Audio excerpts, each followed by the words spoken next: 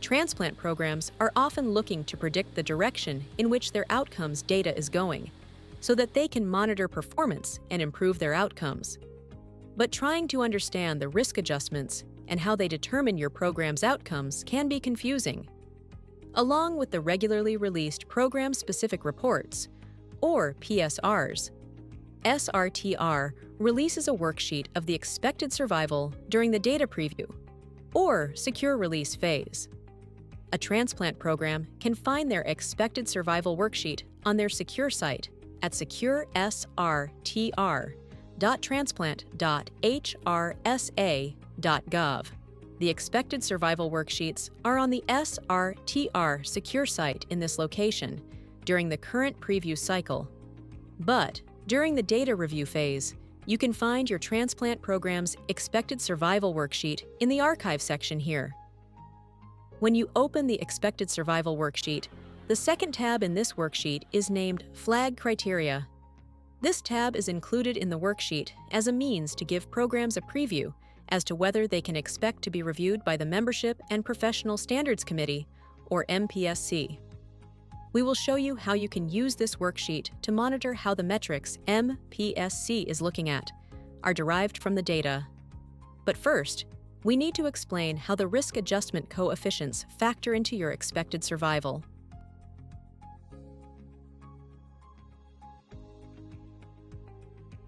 The first step is to go to the SRTR public website at srtr.org. And under the Tools drop-down, you will click Post-Transplant Outcomes under the Risk Adjustment Models heading. On the Post-Transplant Outcomes page, you will find the various risk adjustment models used to determine the expected outcomes for each type of program. Graft survival and patient survival outcomes are included on this page. If you scroll down the page a bit, there will be a first tab called Model Elements. Model elements are also called covariates. The next tab is where you will find the model coefficients. Once there, if you take a look at the coefficient column, you'll see that there is a value given to each coefficient, and this is the weight of a particular covariate in risk adjustment. And to make it easier to visualize, SRTR has included the model element plots, which is the next tab over. There, you can select the covariate that you want to look at, and the plot that comes up will illustrate the model risk adjustment across the range of that covariate. We're focusing on the coefficients because they are included in the overall formula that determines the number of expected graft failures or patient deaths that a program will experience.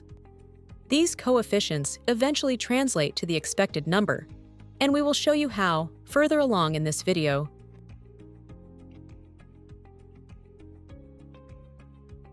Here is one of the expected survival worksheets provided to a program. These sheets are published in mid-December and mid-June each year. You can find these sheets on your secure site under Reports, Current Release, or the older versions can be found in Reports Archives. Shown here is the Flag Criteria tab. SRTR provides these criteria for the programs to check if they're going to be flagged. What you want to take a look at first on the Flag Criteria tab is this bell curve. A hazard ratio is a measure of how often an event occurs in one group compared with another. If it's exactly as we expected, then you're going to be exactly at 1.0. But if you're doing better than that, you're going to have a hazard ratio that's lower than 1.0. And if you're doing worse than that, your hazard ratio is going to be higher than 1.0.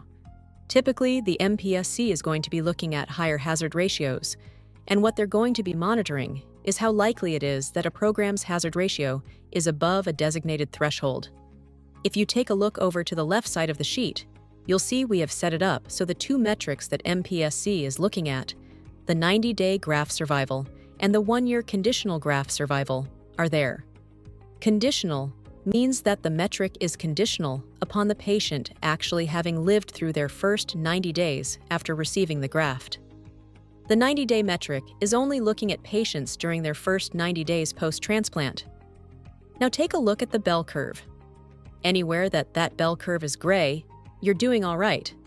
But once you see it getting into the maroon section, that's where you're starting to get a little bit more into the zone where the MPSC is going to start taking a look at your program. You can have a little maroon, but you really want it to be mostly gray. If more than half of your bell curve is maroon, you will be reviewed by the MPSC. Let's say that you were actually flagged, and you wanted to know how many fewer failures you needed to have in order to not be flagged. You could simply go to cell D3, which, as you can see, is the observed number. And you can just change that number until you get to a point where you're no longer shown as flagged. However, it is important not to keep this change. This D3 cell is the product of a formula, so if you change the number in it, be sure to undo it with the Control plus the Z keys on your keyboard, or simply exit out of the sheet without saving. Changing that number is one way that you could see how things would look differently with different outcomes, but that's a very simplified way, because that's just based on how many patients had an observed graft failure. The hazard ratio can change based on a program's expected graft failures, which is driven by how many and what type of patients a program performs transplants for. The expected number was mentioned before, when we were pointing out the coefficients back on the risk adjustment models post-transplant outcomes page of the public SRTR website. All of those values, or coefficients, on that page are also on the Model Coefficients tab on your Expected Survival worksheet. If you take a look at that tab, you'll see how they are broken down. To understand how to look at that number specifically, go to the Deceased Donor, Adult, 90-Day, Graft Survival tab. Select the first cell with a value in the Expected column, column H, which is 0.058. Then check the formula bar. There's an equation there. That equation is telling you precisely how that number is calculated. If you want to know more about what this equation specifically means, you can find detailed information on srtr.org under About the Data Analytic Methods, PSRs. Or feel free to contact SRTR with any questions. On the upper left corner of the sheet, the observed and expected numbers are displayed. They are simply the total of the I or J columns. Back to the Flag Criteria tab. Look at the value in cell D4 and check the formula bar. Now you can see that it, like the other values in that column, are tied back to the other sheets in the workbook. For kidney and liver, these will be the sums of deceased donor and living donor data. Note that if you highlight the hazard ratios in column D, you can see the hazard ratio formula pulls from the observed and expected numbers above. Remember, the hazard ratio equation is the number of observed plus 2 divided by the number of expected plus 2.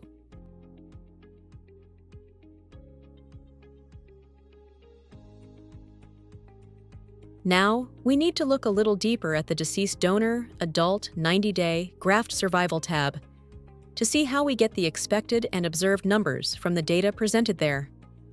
First, any of the columns from L all the way over to the right show either a covariate value, a 1, or a 0. The 1s are equal to yes or on, and the 0s are equal to no or off. A 1 means that the patient should get risk adjustment for this characteristic.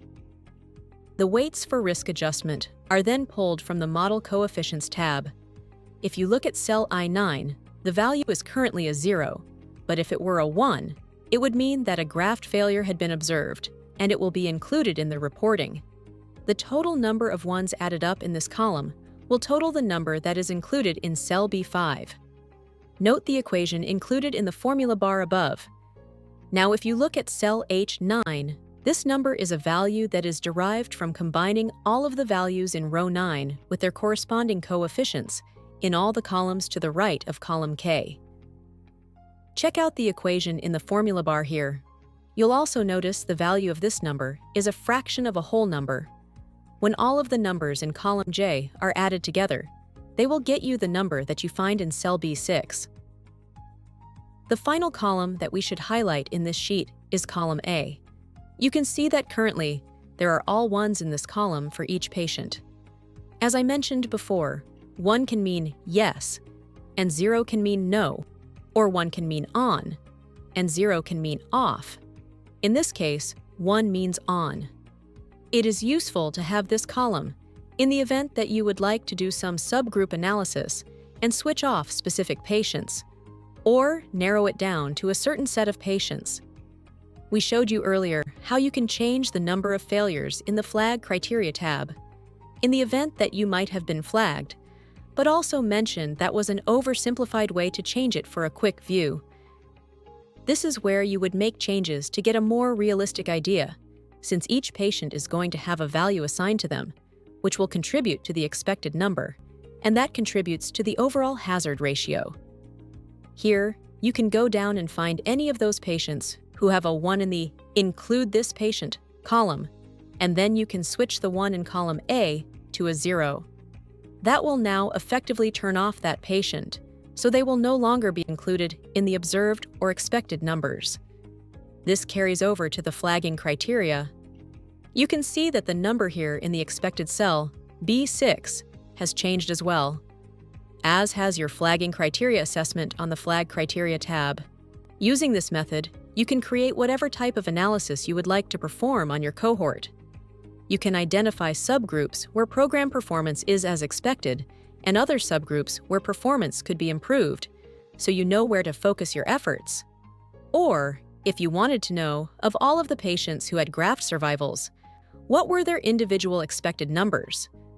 Were they low risk, but they still had failures? Then, you would want to dig into your own data and review the details of the case to see what went wrong. Perhaps your goal is to take on more high-risk patients. You could do a subgroup analysis here to determine which of your patients are high risk and which of the covariates were lending to their risk level. You can also play with changing a recipient's covariate values to see how that affects their expected value. This might be especially useful to understand the implications of missing covariate values. For example, how does the hazard ratio and potential flagging change if you have incomplete data on your patients? A lot of these questions can be answered if you take a close look at these data and use this worksheet as a tool. Many programs use this worksheet as a tool in order to forecast their upcoming data outcomes. They like to be able to predict if they're going to be flagged in the future, based on more recent data. This method for forecasting by adding newer data is a lesson for another time. For more information on reports and tools SRTR provides for transplant professionals, email an SRTR representative at srtr@srtr.org,